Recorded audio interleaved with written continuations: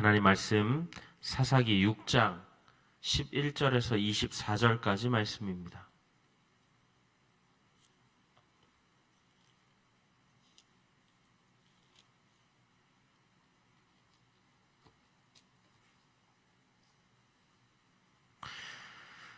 교독하겠습니다. 여호와의 사자가 아비에셀 사람 요하스에게 속한 오브라에 이르러 상수리나무 아래에 앉으니라. 마침 요하스의 아들 기드온이 미디안 사람에게 알리지 아니하려 하여 밀을 포도주 틀에서 타작하더니 여호와의 사자가 기드온에게 나타나 이르되 큰 용사여 너께서 너와 함께 계시도다. 아멘. 기드온이 그에게 대답하되 오 나의 주여 여호와께서 우리와 함께 계시면 어찌하여 이 모든 일이 우리에게 일어났나이까? 또 우리 조상들이 일찍이 우리에게 이르기를 여호와께서 우리를 애굽에서 올라오게 하신 것이 아니냐 한 그 모든 이적이 어디 있나이까? 이제 여호와께서 우리를 버리사 미디안의 손에 우리를 넘겨 주셨나이다 하니 그래서 우리를 향하여 이르시되 너는 가서 이 너의 힘으로 이스라엘을 미디안의 손에서 구원하라. 내가 너를 보낸 것이 아니냐 하시니라. 그러나 기드온이 그에게 대답하되 오 주여 내가 무엇으로 이스라엘을 구원하리이까? 보소서 나의 집은 므낫세 중에 극히 약하고 나는 내 아버지 집에서 가장 작은 자이니라 하니 여호와께서 그에게 이르시되 내가 반드시 너와 함께 하리니 내가 미디안 사람 치기를 한 사람을 치듯 하리라 하시니라. 기드온이 그에게 대답하되 만일 내가 주께 은혜를 입었사오면 나와 말씀하신 이가 주 되시는 표징을 내게 보이소서. 내가 예물을 가지고 다시 주께로 와서 그것을 주 앞에 드리기까지 이곳을 떠나지 마시기를 원하나이다 하니 그가 이르되 내가 너 돌아올 때까지 머무르리라 하니라. 기드온이 가서 염소 새끼 하나를 준비하고 가루 한 에바로 무교병을 만들고 고기를 소쿠리에 담고 국을 양푼에 담아 상수리나무 아래 그에게로 가져다가 드리매 하나님의 사자가 그에게 이르되 고기와 무교병을 가져다가 이 바위 위에 놓고 국을 부으라 하니 기드온이 그대로 하니라.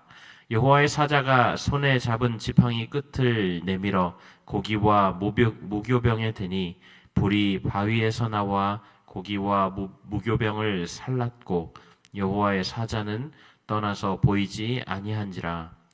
연희가 여호와의 사자인 줄을 알고 이르되 슬프도소이다. 주 여호와여 내가 여호와의 사자를 대면하여 보았나이다 하니 여호와께서 그에게 이르시되 너는 안심하라. 두려워하지 말라. 죽지 아니하리라 하시니라. 기드온이 여호와를 위하여 거기서 제단을 쌓고 그것을 여호와 샬롬이라 하였더라. 그것이 오늘까지 아비에셀 사람에게 속한 오브라에 있더라. 아멘. 우리가 계속해서 사사기 말씀을 살펴보고 있습니다. 오늘 말씀을 보면 여호와께서 기드온을 사사로 세우시는 장면을 담고 있죠. 여호와께서는 사자를 아비에셀 사람 요아스의 아들 기드온에게 보내십니다. 기드온은 미디안 사람들의 눈을 피해 밀을 포도주 틀에서 타작하고 있었죠. 밀을 타작하는 장소와 포도주 틀은 아예 설계부터 다르게 제작된 공간입니다. 포도주 틀은 바위를 파내 2층의 계단식으로 만든 공간으로 밀 타작하는 장소에 비해서 굉장히 좁고 덜 공개된 공간이었죠. 기드온은 혹시나 미디안 사람들의 눈에 띌까봐 좁고 덜 공개된 공간에 숨어서 몰래 밀을 타작하고 있었다라는 겁니다. 그런데 그런 그에게 여호와의 사자가 찾아와서는 상수리나무 아래에서 여호와가 함께 하시는 큰 용사라고 부르죠. 기드온은 천사에게 애굽에서 나오도록 인도하신 그 크신 하나님의 이적이 어디 있느냐? 이제 하나님이 우리를 미디안의 손에 넘겨주셨다라고 한탄합니다. 여호와께서는 기드온에게 내가 너를 보냈으니 그 힘으로 이스라엘을 구원하라 라고 말씀하시죠. 하지만 기드온은 자신은 므낫세 중에 극히 약하고 자신은 아버지 집에서 가장 작은 자입니다 라고 대답합니다. 하나님은 그에게 용기를 북돋아 주시면서 미디안 사람 치기를 한 사람 치듯 하게 될 것이다 라고 약속하시죠. 그리고 기드온은 그 증거를 보여달라고 합니다. 하나님께서 친히 보내겠다고 하시는데도 그 말씀을 액면 그대로 믿을 수 없다라는 거죠. 본인 모습을 보면 도저히 감당이 안 되는 말씀인 겁니다. 하지만 분명히 하나님께서는 내가 너와 함께 하겠다라고 말씀하셨죠. 기드온은 지금 하나님의 사역에 대한 올바른 이해가 없었다라는 겁니다. 한편 기드온은 하나님의 사자가 누구이신지 정확하게 몰랐던 것 같습니다. 그래서 하나님의 사자에게 예물을 가져올 테니 그때까지 기다려달라라고 요청합니다. 학자들에 따르면 그가 가져온 예물의 규모는 당시 사람들이 신에게 바쳤던 양이라고 하는데요. 그는 마치 우상에게 제물을 바치듯이 하나님의 사자에게 예물을 바쳤던 것입니다. 하나님이 그에 대해서 많이 참으셨다라는 것을 알 수가 있죠. 기드온은 급히 음식을 준비해 상수리 나무 아래로 돌아갔는데 여호와의 사자가 가져온 고기와 무교병을 바위 위에 올리고 국을 부으라라고 하죠. 여호와의 사자가 지팡이 끝을 고기와 무교병에 대니 불이 나와서 예물을 불살랐습니다. 하나님께서 기드온이 준비한 예물을 제사로 연락하셨다라는 거죠.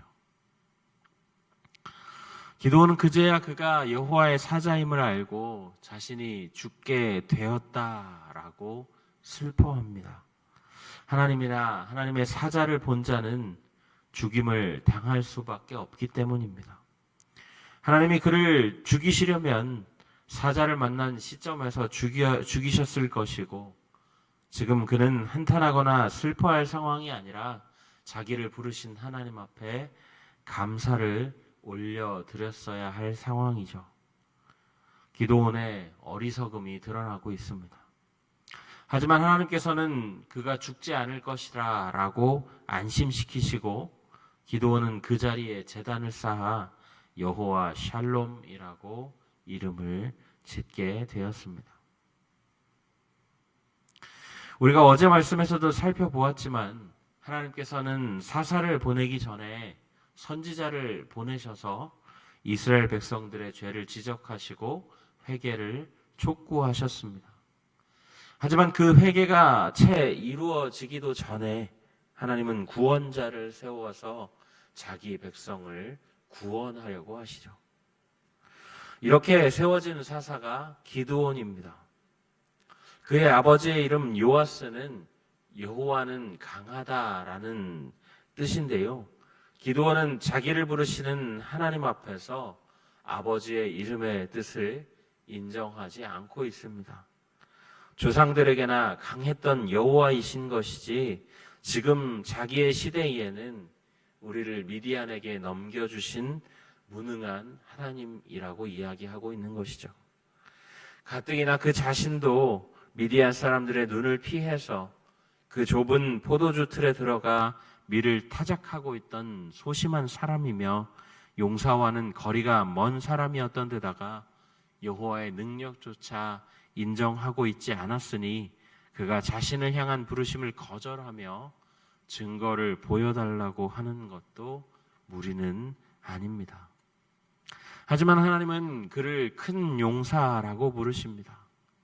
그의 모습만 보면 도저히 큰 용사라고 말할 수 없는 모습이었지만 여호와께서 함께 계시기에 그가 큰 용사가 된다라는 거죠. 하나님은 몇 번이나 어리석은 기드온의 모습을 참으십니다. 우상에게나 내놓을 재물을 내놓고 또 그분이 하나님의 사자임을 알자 두려워하고 슬퍼하는 모습을 보였으니까요. 다시 말하면 여전히 하나님의 백성과 하나님이 세우신 사사는 어리석었지만 하나님은 그 모든 것을 참고 넘기시며 친히 그 백성을 구원할 계획을 이루신다라는 겁니다. 사랑하는 여러분, 이스라엘 백성들의 어리석음에도 하나님의 그 백성을 향한 열망은 식을 줄 모릅니다. 전심으로 애통하며 채 회개하지 않은 상태에서도 선택한 사사마저 어리석은 행동을 거듭해도 하나님은 끝내 참으시고 끝내 구원하시죠. 오늘날 우리에게도 같은 은혜가 주어져 있습니다. 예수님의 십자가와 부활이 바로 그 정점입니다. 십자가에서 단번에 죽으심으로 모든 죄를 사해 주셨으며 예수님을 믿고 구원을 얻은 사람조차 죄의 습관으로 매번 넘어지는 실패투성이지만 그럼에도 우리를 끝까지 사랑하시며 끝까지 구원하고자 하시는 하나님의 사랑에는 아무런 영향을 미치지 못했다라는 겁니다. 이 모든 것이 하나님의 은혜임을 고백하며 오늘도 그 하나님으로 인해 하나님이 주시는 평안, 여호와 샬롬을 누리시는 우리 성도님들 다 되시기 바랍니다. 오늘 이 시간에 말씀을 생각하면서 함께 기도하며 나아가실까요? 하나님, 이스라엘 백성들과 사사 기드온의 어리석음에도 길이 참으시고 끝까지 구원을 완성하시는 은혜를 봅니다. 오늘 사는 그리스도인 우리에게도 같은 은혜를 부어주시니 우리가 여호와 샬롬의 감사와 기쁨을 누리게 하여 주옵소서. 함께 기도하시고 우리와 함께 동역하시는 선교사님들을 기억해 주시고 복음의 문이 닫혀가는 이때에 담대하게 복음을 전함으로 그 땅에 진정한 샬롬이 임하게 하여 주옵소서. 기도하시고 또 교육부서 여름 사역을 준비하고 있습니다. 유아 유치부에서부터 청년부에 이르기까지 우리 다음 세대들에게 말씀의 씨가 뿌려지고 뿌리 내리고 자라나고 열매 맺는 시간이 되게 하여 주옵소서. 기도하신 후에 각자의 기도 제목으로